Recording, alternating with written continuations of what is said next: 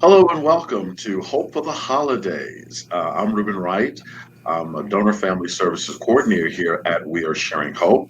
I'm joined today by my colleague Kingsley Moore, and I'm very grateful that she is here with us.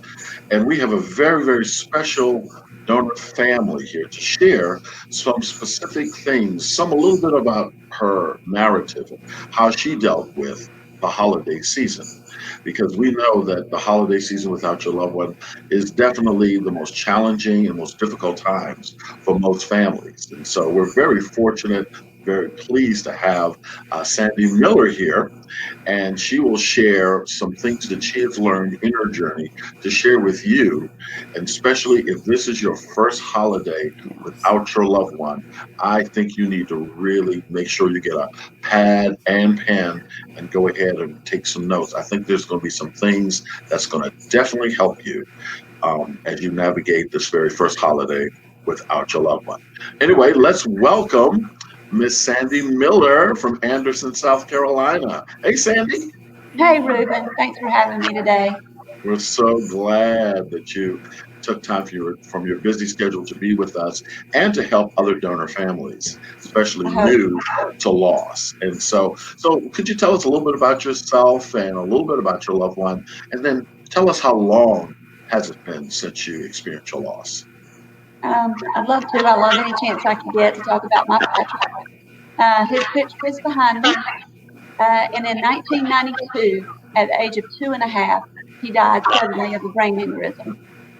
It's been 28 years that I've walked this path of grief, and I've learned some things along the way. Some things have changed and gotten a little easier. Some have remained the same, and I know they always will. Uh, but one thing is for sure, some people have helped me along my journey, and I want to do the same for somebody else if I can. Oh, thank you for saying that. And so I'm so glad you decided to be with us today. I know a lot of the new families don't, especially if they've lost, loved ones that's very close to them. They don't know what it's going to look like. Most families that I talk to and Kingsley talk to approach the holiday with a lot of anxiety, a lot of fear. What's going to happen? How am I going to react? And so I just think what you're going to say is going to be so completely valuable. So tell us about what your first holiday without Patrick looked like. What did you experience? And kind of like maybe unpack that for us. Well, to be honest, Ruben, the very first one was only a few weeks after the loss. So I can't say that I even remember it. Um, I know that there have been some folks who right away started back doing things for their loved one and were got in groups right away, but everybody's story is different. And Yes. so my loss was in September of 26, and so Christmas was just a few weeks away, and Thanksgiving. I personally did not even get off my couch for 2 months. So I'm not one of those that immediately started going to a support group or anything like that. And at the urging of my family in January, I got up and started trying to rejoin life. And so that first one, I can't really say, I can't speak to that. But the one that followed, I had a 6-year-old at home and who was also grieving. So not that I can say I was in the Christmas spirit, and I am a person of faith, and that holiday revolves around the birth of Christ, and I honor that every year, but I cannot say truthfully that I honored Christ or had any Christmas spirit. However, I had that other child at home, and I didn't want to rob him of even more than had already been taken from him. Yes. So I did the decorations. I sent out the Christmas cards, bought the gift, um, but I suffered. I suffered, a lot of times in silence and alone. And that is when it helped to reach out to people like Donor Family Services. It hasn't always been called that. When I joined this group, it was SCOPA and, and then Life Point and now Sharing Hope. But I reached out to people who I knew walked my same journey. And we didn't even necessarily have to talk about the loss, Yeah. but it helped to get on the phone with them and say, how are you getting your Christmas shopping? And that's it. I knew I was talking to a person who had also had to choose a casket for their son Yeah. or their loved one. And we didn't have to talk about that, the loss at all. Or even I didn't have to say Patrick's name at that point. I really just wanted to know, you're in this walk with me. How is it that you're getting your shopping done? Because if you go out and do shopping, you hear jingle bells playing and everybody's smiling and laughing and Santa is ho, ho, ho. And then that is the last place you want to be. So I would say that to help me get through that first one that I remember, I really had to reach out. I had to be proactive because I can't really say that a lot of people reached out to me because people don't know what to do unless they've been in your shoes. They feel like maybe you need your time alone or they don't want to disturb you or you could be napping. You're finally getting some sleep or should they say his name or not say his name? So you've got to be proactive and just reach out to somebody that's trusted, a family member or somebody like somebody through Donor Family Services that knows loss and can help you just navigate. It was difficult for me to go to the grocery store. So just getting some practical advice from people, that helped me that first go round. It wasn't a Merry Christmas, and I don't pretend that it was, but I did it. And then I kept doing it. And over the time, it got a little easier. I still honor Patrick's memory every Christmas. But this Christmas, I will laugh and I will say Merry Christmas and I will have a great holiday around my family. Now I have 5 grandchildren. And it's not that I miss him any less, Yes. not that I grieve him any less, but I've learned. And you can too. You can do this. It doesn't have to be pretty. Yep. It doesn't have to be textbooks. If you've read 10 books how they do it, or you've listened to me, and it doesn't have to be like that, but I do know you can do it. Oh, Stanley, that is some wonderful information because I think, again, that's what I hear from some of the new families is how am I going to handle this? How am I going to? I barely got through the funeral. I barely got through the wake. And how am I going to face the holidays with Right. all this Merry Christmas and celebration and ho, ho, ho? I remember a hospital decided when we were doing a gift of life tree to honor donors, they decided to have Santa Claus come and with all of the, ho ho hoing and so forth. It devastated a lot of our families there. So what you're saying is right on point. I think you just shared a lot of good stuff right there, you know. So thank you for saying that. What were there any groups or people that I know you said at the Donor Family Services and other folks? Is there any other group that you think really said something or helped you, supported you, along with Donor Family Services? The hospital where Patrick died was Children's Hospital, Greenville Memorial Children's Hospital. And they also had something like Donor Family Services that helped people, especially during the holiday. And this picture I just held up was actually a tree that they had. And this was a long time ago because look at all that long hair. Okay. And I was able to go and put hang that angel I had made with Patrick's name on it, hang it on the tree and say the name and light the candle. And that was very helpful. In the beginning, I went to everything that I could that would allow me to honor Patrick and to say his name. They had services several times throughout the year, a once a year memorial, a Christmas thing, and then some other things. And over the years, I've just really mostly and now I don't go to those at all. The one that ended up helping me the most and that I really have gained friends, lifelong friends through, I'll even claim you, Ruben, is Sharon Hope. So that's the one I stick with and I'm involved with the most. But at the beginning, it just helped me so much to be able to, hang that thing on the tree or to say his name. So I went to everything that the Children's Hospital did, along with the things that Life Wants to do. Oh, thanks, Sandy, for sharing that. So, Sandy, I was going to ask you, we hear a lot that the traditions are hard to do without your loved one that maybe has always done the traditions with you. So, what we've also encouraged people and heard people that have done that has been helpful is kind of creating a new tradition. Did you and your family and your son create any new traditions or try to avoid any certain traditions? We did create a very special new tradition is that I would read a book to the children in my family. So all my little nieces and nephews and great nieces and nephews, we had a big family gathering, and I read a book in Patrick's memory. And so it was a little children's book, a little short thing I Yeah. could read in 10 minutes. And I looked for that book all year. So it was something special. Yeah. It had something to do with Patrick or, something Patrick had done. And I read it. And after I did, I had everybody in the family pass the book around and they all signed it. And the ones that were too little to sign it, we traced their handprint.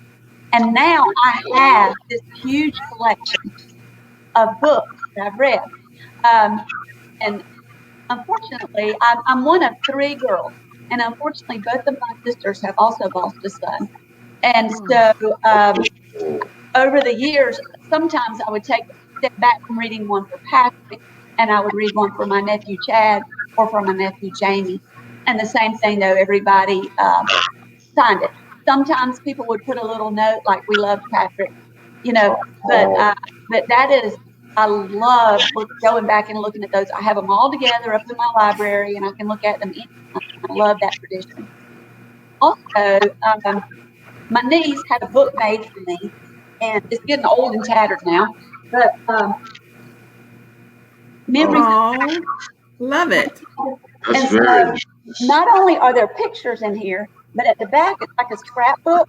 So it had his little Sunday school words. Oh, And so at Christmas I would sit this out. Now that put no pressure on anyone. But if you Right. wanted to pick it up and look at it, I noticed that. And Yeah. I loved it. oh, Because they might not have known him before, but now Right. through your book, through that Right. book, they're able to Right. kind of know, oh, that's who he was. Right. Yeah. Yes. And so and it didn't put pressure on people because, like Yeah. I said, it took me years to figure this out. Because it hurt me that people weren't saying his name or doing anything. And it took me years to know they were grieving. They just didn't know what to do. And they thought they were doing the best thing by not making me cry. Yeah. And so I've learned that if you make them comfortable, even though you're the one that's had the loss of your mom or your brother or your husband, and you're the one grieving, you've got to make them feel comfortable if you want them to end up helping you.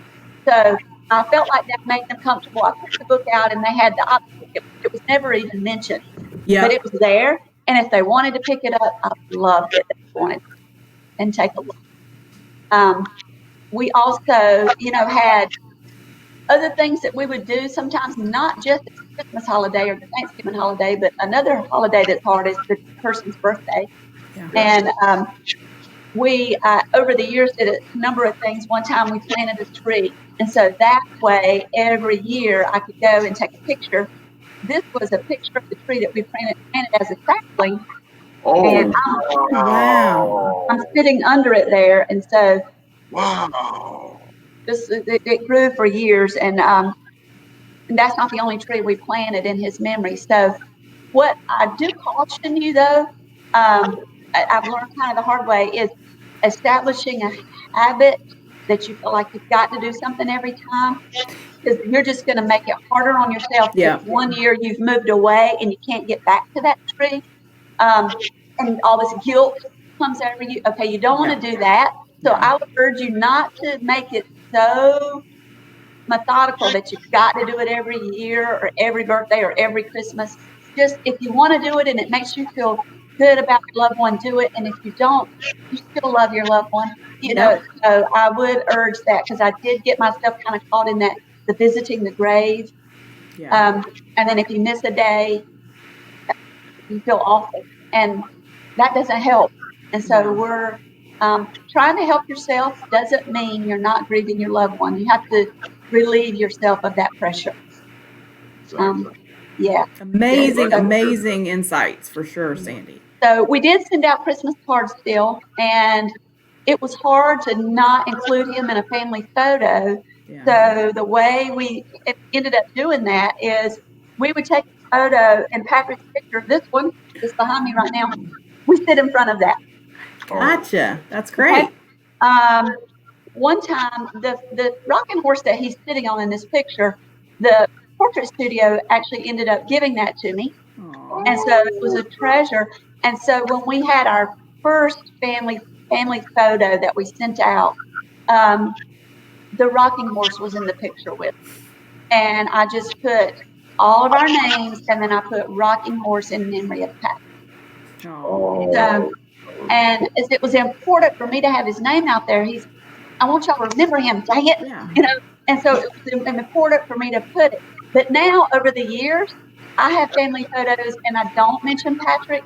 I still will probably have something like my thing to help me remember Patrick is dragonflies. It has a special story, the dragonfly story, and I always have dragonflies around. So in my picture, if I do one now, I may just be wearing dragonfly earrings, and that helps me. Yep. But I don't necessarily have to broadcast it to everybody. So you see, over the years, it's I still am breathing, but it's morphed into something that's just for me.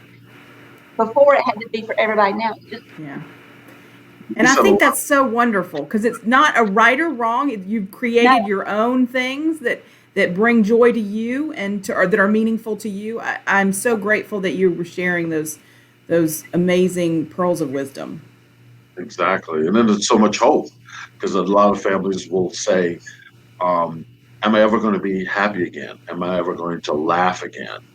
And just listen to you share this kind of like evolution. You're always going to mourn, but it's not like the very first time you experienced the loss. That's right.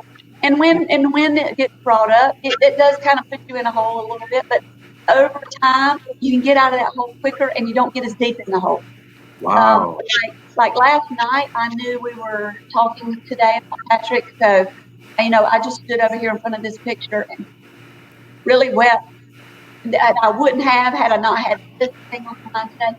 But it's so much better than used to. I would go to the graveside and couldn't leave. I would just physically sit, weep, couldn't walk back to my car. I understand great family. Hold out hope to you that it can, the love can, yet life can. And it doesn't mean I love Patrick any less. It just means I'm trying my best to be a good mom and a good grandmom until the day I get to see him again. Amen to that. Definitely. Is there anything that you would say to those families out there to encourage them to reach out to Donor Family Services and Sharing Hope, and how that's helped you? Because I think we would like to let people know that we would love to help. What would you share with them? Well, I cannot imagine this journey without my family at Sharing Hope. I can't even imagine how horrible it would be. I've been fight with Sharing Hope, like I said, it was a big name then from the very beginning. And so Ruben and I were just talking on the phone the other day about something else. And we were talking about how we're getting old and we've known each other a long time now. And I said, Ruben, I've had very few constants in my life, but you've been one of them. He and Ginger Davis, who's no longer there, they were right there, and they become such a part of your family. They know your story. Ruben could tell you Patrick's story. A lot of other donor families could tell you Patrick's story, and they never met him. I can tell you stories of a lot of donor families. I listen to their stories. I take them to heart, and I can tell you about their loved ones. And that is so valuable, just to know that you're in the same room with someone who understands your great loss. That's why hopefully when we get back to in-person events again, those are so helpful. Like I said, you don't even have to talk about the loss necessarily unless you want to. Just knowing you're talking to someone else that is walking your journey. I can't even explain how it helps, but it does. I definitely there are some things I would do differently if I had Yeah. the whole thing to do again. Oh, Um, One thing I would keep the same is I would keep my relationship with the donor family services at Sharing Hope. They've done different kinds of things over the years that have been helpful, but just I've been able to say Patrick's name and light a candle or do whatever it is they're doing that year. It has been invaluable to my healing. So I urge people to reach out and you'll get some connections. I have some connection with some donor moms that I've had now for over 25 years. So I can't express enough how valuable that relationship is. Thank you. thank you.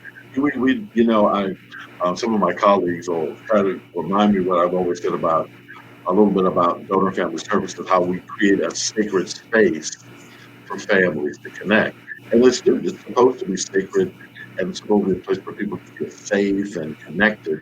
And then when you walk with families and companion families through their ups and downs in this mourning process, you become a part. You do become family. You become more than just, people being together. You become family, You do. And I've been married to the same thing. On we interviewed her, she said the same thing. You feel like you connect with somebody love it. You learn each other and you become part of that journey of that narrative. And I always think it was I think I still count it as an honor to be able to be with family. Absolutely. A gentleman who just lost his son. And I was talking to him initially because this was probably no more than 2 months in. And he told me, he said, how can you do that? How can you talk to people with these families? I mean, I feel at home. I actually feel at home. And the strength, I think, you and Gary and so many others, is that when I had to do my own personal loss, I learned and so much from what you have experienced.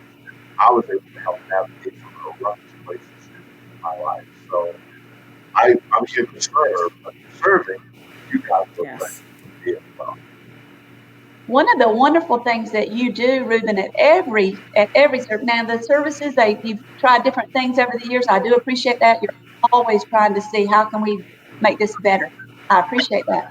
One of the things you always do is give us permission to just let it all hang out. We can weep and will not be judged. Because the sad truth is, as out here in the world, we're not taught in school, we're not taught in church, unfortunately. We're not taught how to help people grieve. And so they'll give us 2 or 3 weeks and then they're ready for us to be our normal self. Yep. That's right. Right? That's right. Right? That's And so to cry over your loved one 10 years later, they're not going to tolerate that. Or they're going to think you need some drugs. okay. Okay. You're right. Yeah. So at the ceremonies that you do, you just have permission. I'm 28 years in. I've never been to one of the services where I didn't weep over Patrick, and nobody judged me. Not like, oh, look at her. It's been 28 years and she's still crying. She's not doing it right. She needs help. It's not like that at all. Everybody weeps, and nobody judges anyone. That is one of the reasons why that relationship is so valuable in the grieving process. Oh, wonderful. Thank you, Sandy. Mm-hmm. Kingsley, do you have any other questions that you have heard from families that you would like to share with Sandy so maybe she can answer them before we land the plane? I feel like Sandy answered all the questions that before we even had to ask them. I think you have an ability to talk to families and moms in a place where it's so innate to you because you've experienced it that you're answering the questions that they have out there. So I don't think that there's anything that I could add or ask that is any more insightful than what you've given us, for sure. Well, I hope so. That's my intent. I do appreciate today the opportunity to say Patrick's name, but mostly I'm here because people helped me, and if I can help you by something I've said, or if you want to reach out to me, I want to do that for sure. Thank you so much. Yeah, we just can't thank you enough, Sandy. Just the insight, the wisdom that you've learned through your journey is so valuable. I know the families that are listening in have got so much to be able to process and be able to apply to their own lives. So thank you again for just being just that very special person that you are, and for being here with us today. So Godspeed to you, my friend, Thank you. and Thank you. we're looking forward to seeing you soon. And I to hope all, yes, and to all the families that are watching, we just want to remind you, December 13th is International Candlelighting Day. That's when we are Sharing Hope South Carolina decided to do our Remembrance Candlelight service. So please make sure you get your pictures in, send them in as soon as you can, so we can develop a video slideshow of your loved one. And at the same time, we're going to be mailing you a candle that you can light at the time that you see your loved one come up on that slideshow. You light that candle in their memory. And so that's coming up pretty soon. I know today has been a blessing to you. It's encouraged you. I know you've learned some things. You've been inspired by Sandy and her narrative. So thank you so much for joining us and being a part of this Hope for the Holidays. And we'll look forward to seeing all of you soon. Take care. Thank you. And Bye bye.